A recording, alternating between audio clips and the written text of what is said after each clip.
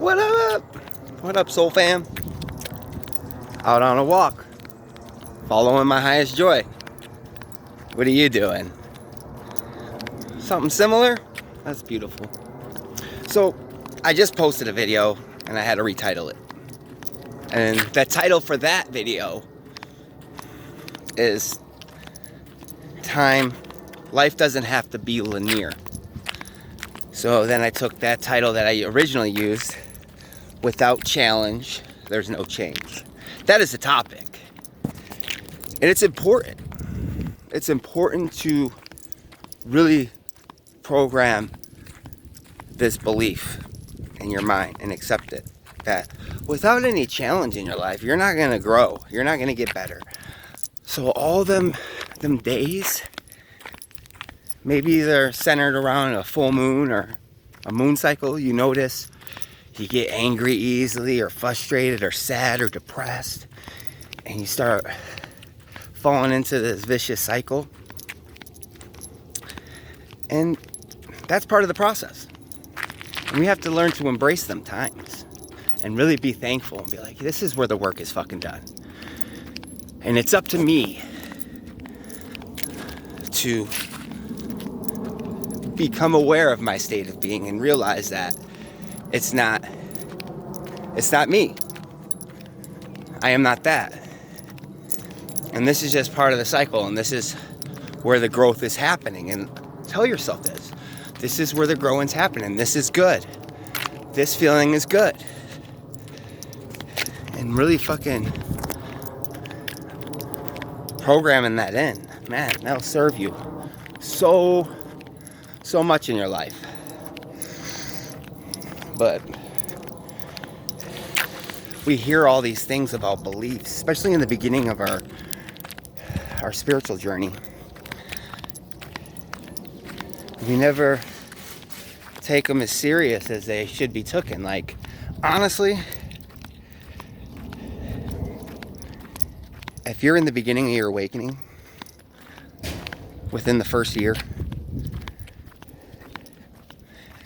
I would focus on nothing but finding what your self-limiting beliefs are. Become aware of them. You know, if you need to write them down, text them to yourself. Because it's that awareness that's gonna be able to transmute them.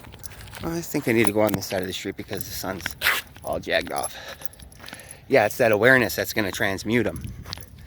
So become aware of your self-limiting beliefs, whether it's around money, whether it's around love, worthiness, expressing yourself. Become aware of these things. Because that's when they do come up, you know, around that cycle, they feel heavy. And they feel like never ending. But everything ends. And these things are passing. So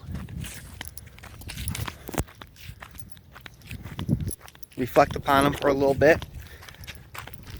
Create the story that you need to create that will allow you to surrender it.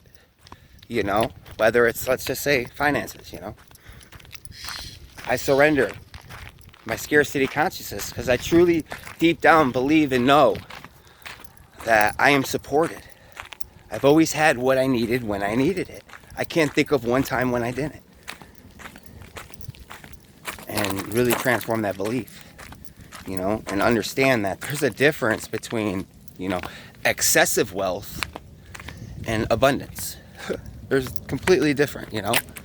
We tend to attribute material abundance with hundreds of millions of dollars. But really, if we could just say the true definition of abundance is having exactly what you need when you need it. Thanks, Bashar. Thank you. But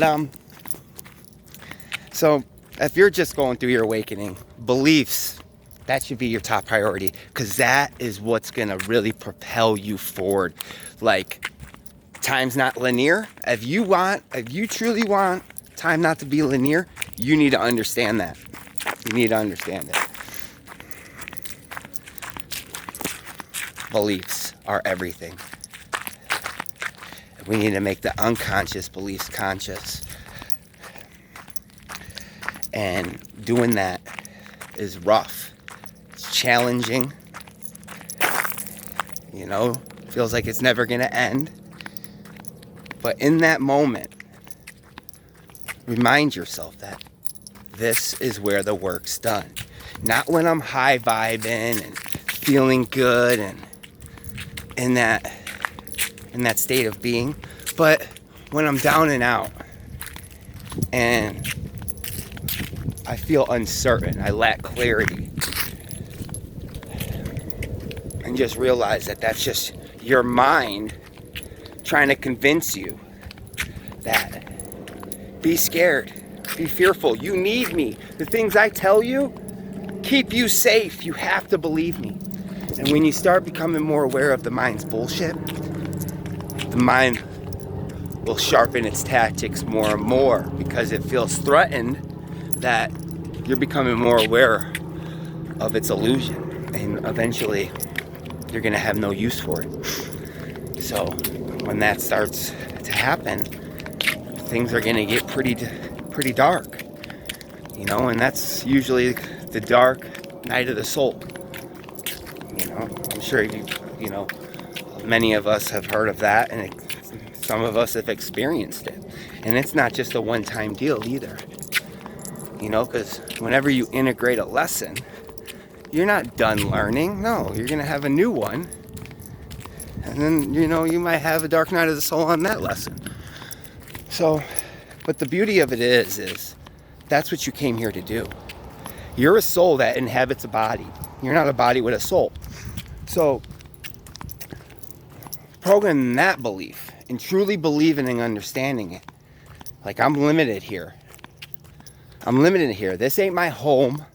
I'm only here for a finite amount of time. I came to do something that I agreed to while grow, while evolve on a soul level. But when we get here, there's a veil of forgetfulness, and we forget that.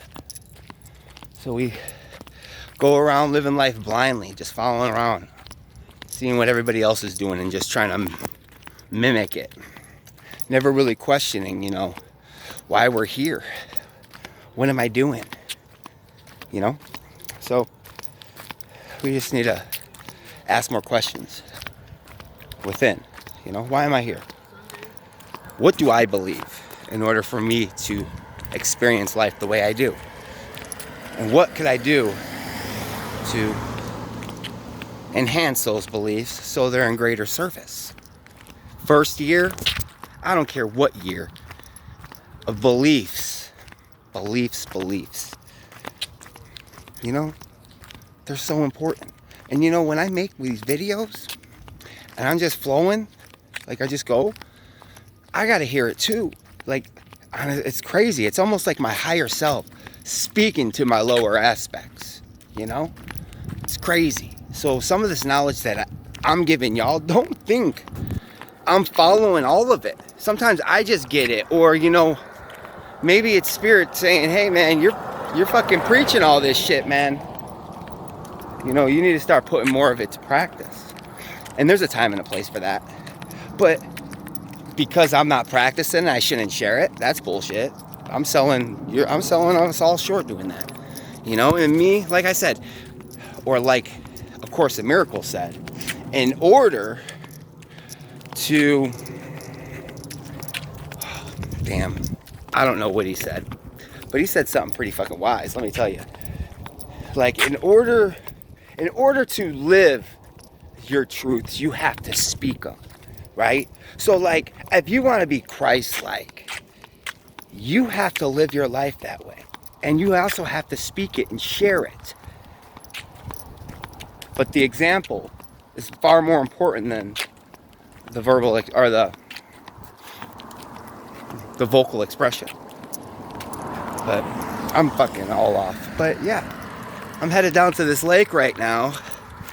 Got a nice view of the mountain. We've been having a lot of clear days here in Washingtonian, Pacific Northwest. I don't know if you guys are into mushrooms, but magic mushroom season's coming around. You know, I've been here for, I don't know, it's going on my like second year. There's a lot of mushrooms, but I just haven't came across the right ones. I came across a mascara, an Amanita mascara. That's like the Super Mario Brother mushroom. It's psychoactive. It's not psychedelic, but it is psychoactive. And that's a powerful ass mushroom. And it was so random how I found it. So weird. I was just walking where I traditionally walk, and right next to this tree I looked down and it's boom. It's bigger than my hand. It's amazing. I extracted the muscimol from it. But like I said, I don't think I had enough. But look into the history of that mushroom. Muscimol. I'm just ranting off now. So I want to kind of get to this lake and just kind of show you, water is powerful. Like if you're looking to really relieve yourself of some of that spiritual tension during these full moon cycles, I'd go over by the water. If there's a body of water near you, just hang out by there. It's calming. Water absorbs energy. It absorbs information. And if you ask it to, clear you of these dense negative energies, then it will. But we have to, once again, believe, So a lot of these ancient practices, we hear them now and we're like, oh, that's hippie bullshit. It's just water, man. It's just this wet stuff. That's all it is. It's just wet stuff. And we forgot our sacred wisdom, our ancestral knowledge. But it's in there. And we're just remembering it. So, whenever you have a bad day, it could be a bath, it could be a lake, a pond, thank the lake, thank the body of water for its energy and its gift, and then set an intention and thank it for clearing you energetically. And so it is. But this is like a low-key spot that I go to, but sometimes there's people here, sometimes they're not. Like Mount Rainier is like right here, and it's so beautiful. Like up here, it looks so close, but I don't know. See, that's what I'm saying. I can't even see. Oh, it's right there. Right there. Either way, that sucks. I wish you guys can get a better view.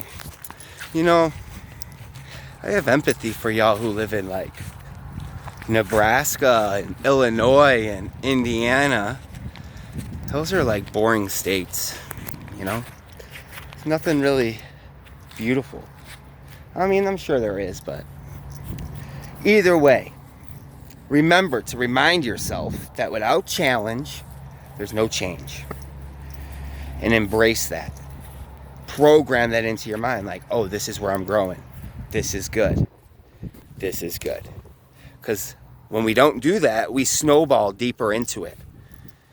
And we think that we are our circumstances and the way we feel. But we're not. So, beliefs. Find out what your beliefs are. Write them down. Become aware of them. Every time you experience them, release them. Whether that's to your angels, Saint Michael, Raphael. Maybe it's Jesus Christ or Buddha. Maybe it's God. Maybe it's Yahweh. Who knows? What's important is that you're connecting and you're finding out who you are.